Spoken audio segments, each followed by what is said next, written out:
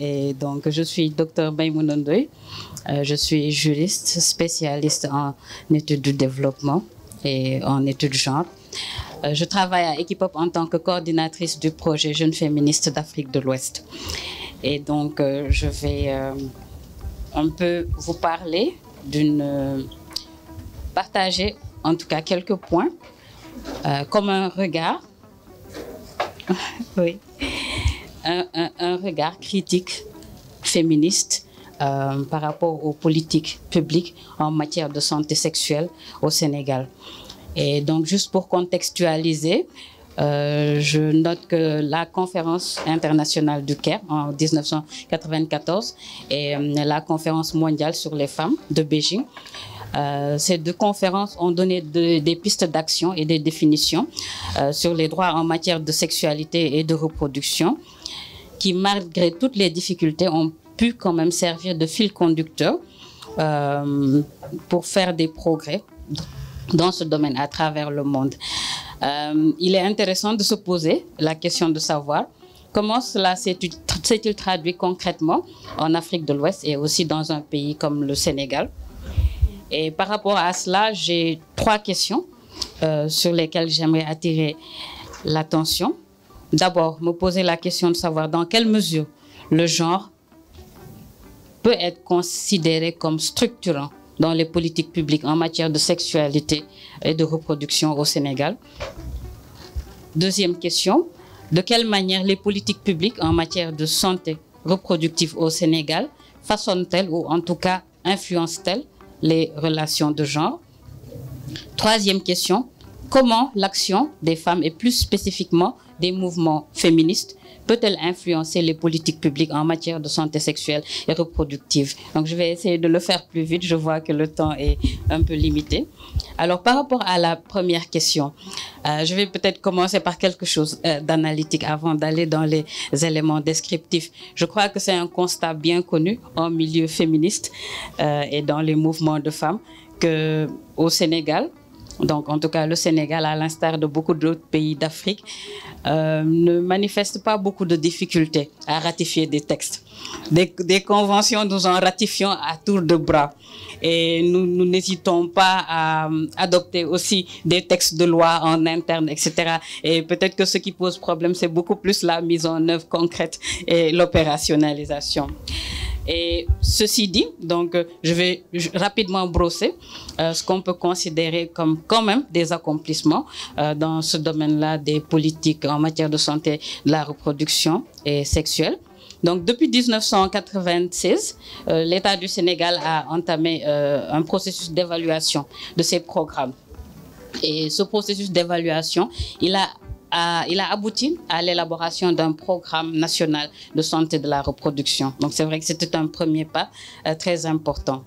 Et en 2001, il y a eu la création au sein de la direction de la santé d'une division de la santé de la reproduction qui, par la suite, est devenue direction de la santé de la reproduction et de la survie de l'enfant. Il faut noter toutefois qu'à un moment donné, il y a eu recul parce que nous sommes revenus à l'ancien intitulé. Nous parlons de direction de la santé de la mère et de l'enfant, mais nous reviendrons sur ce point. Alors, en 2004, nous adoptons la première stratégie mondiale en matière de santé de la reproduction. Et ça, nous le faisons avec 192 autres pays au monde. Nous élaborons un programme national de santé de la reproduction. Et donc, voilà, nous avons également en 2003 adopté le protocole de Maputo qui touche beaucoup de questions, notamment les questions liées aux mutilations sexuelles féminines, mais une question qui fait couler actuellement beaucoup d'encre et qui est liée au droit d'avorter dans des circonstances où il y a eu inceste ou viol. Et donc, par rapport à cela, le protocole de Maputo, il apporte beaucoup d'éclairage dans notre discussion. Et en interne, il y a quand même eu beaucoup de choses. Il y a eu la stratégie nationale pour l'égalité et l'équité de genre. Donc, au niveau de la direction de la famille, nous avons ce plan d'action national de lutte contre les violences basées sur le genre et la promotion des droits humains. Au niveau du ministère de la Santé, nous avons eu la création d'une cellule genre qui a pu, après un audit, réaliser un plan plan d'institutionnalisation du genre, mener des actions sur le terrain. Nous avons eu par la suite aussi l'élaboration du plan stratégique sur la santé de la reproduction. Beaucoup de textes de loi également, donc depuis cette loi de 99 qu'une personne a évoquée tout à l'heure et qui pénalise les mutilations sexuelles féminines, mais en même temps donne une définition plus complète du viol.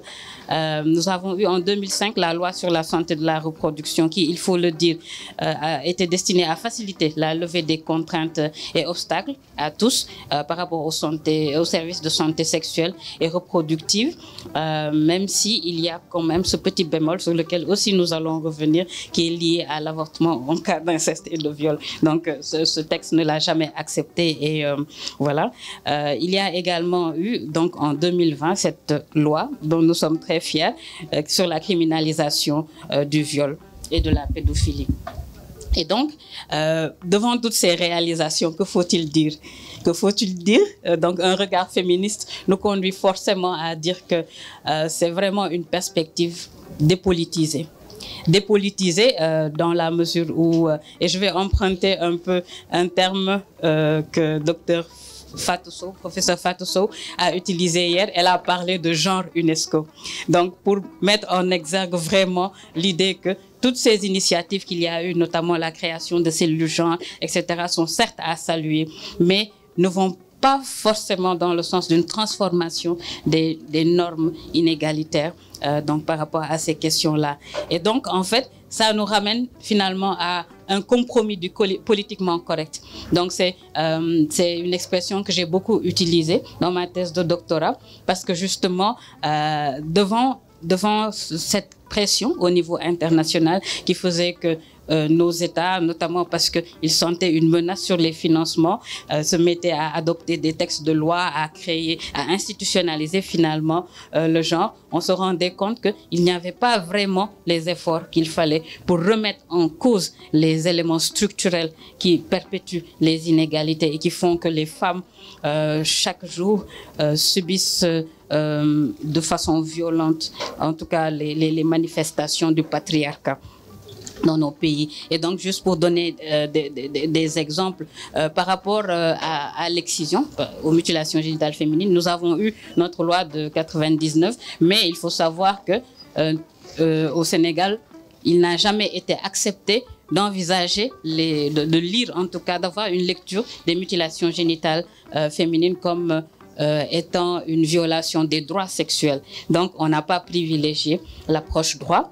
Et alors que c'était vraiment dans cette perspective féministe qu'il fallait aller. Et donc, je souligne également peut-être beaucoup d'autres éléments, beaucoup d'autres ambivalences, d'occultation et beaucoup d'autres manifestations du fait que les normes patriarcales ont infusé les institutions et ont influencé les actions. Donc, en fait, beaucoup de contradictions donc, entre, d'une part, une volonté politique d'introduire la dimension genre dans les politiques et, d'autre part, l'impasse sur la situation spécifique des femmes et des filles. Et voilà. Et donc, finalement, ces politiques publiques, elles sont loin d'être neutres parce que même à travers les silences, elles instaurent quand même des relations de pouvoir assez fortes. Et juste pour donner des exemples par rapport à ces ambivalences que je souligne, donc j'ai parlé tantôt de la direction de la santé de la mère et de l'enfance qui était un ancien intitulé qui est venu pour remplacer le terme DSRSE, le sigle DSRSE, qui était division de la santé de la reproduction et de la santé de la survie de l'enfant. Donc cette loi de l'excision qui relève d'un compromis du politiquement correct, cette loi sur la santé de la reproduction qui laisse subsister justement cette interdiction d'avorter en cas d'inceste et de viol.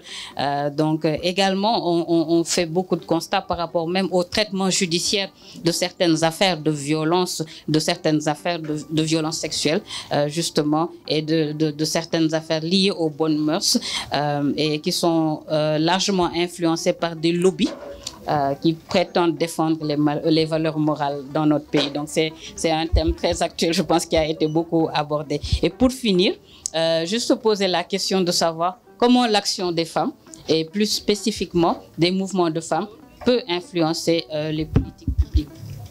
Et donc, c'est important de pouvoir défendre cette perspective féministe.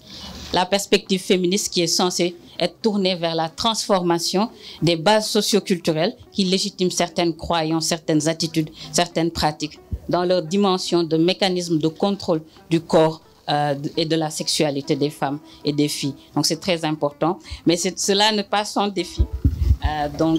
Il y a beaucoup de difficultés liées à, par exemple, la difficulté de faire accepter une analyse féministe. Et donc là, c'est aussi bien, c'est vrai que dans les structures de l'État, c'est encore plus difficile, mais on retrouve même des difficultés comme ça dans le milieu des ONG.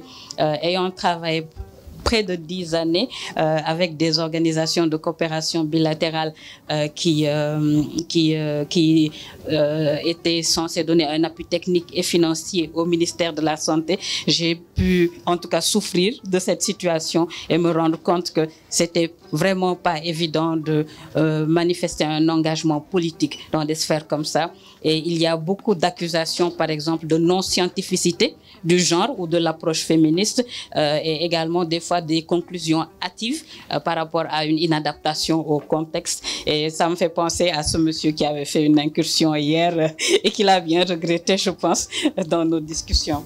Et donc, enfin, cette posture critique un peu complexe aussi, qui est liée au fait que en tant que féministe sénégalaise, donc on souffre peut-être déjà du fait qu'il y a cette tentative de décrédibilisation et donc le fait qu'on s'accorde le droit de nous dire qu'on n'est pas suffisamment sénégalaise parce qu'on est féministe, on n'est pas suffisamment musulmane parce qu'on est féministe et également qu'on ne connaît pas finalement notre contexte et que finalement on n'a pas le droit à la parole. Et donc finalement c'est beaucoup d'éléments qui rendent complexe cet exercice-là. Et donc je pense que c'est très important de savoir montrer que même dans la solidarité internationale, travailler dans ce cadre, ça ne nous met pas en porte-à-faux avec un engagement féministe qui peut être situé et même décolonial. Et donc voilà, ce sont ces éléments que je voulais partager avec vous en attendant que voilà, merci. Merci beaucoup, Dr Ndeye.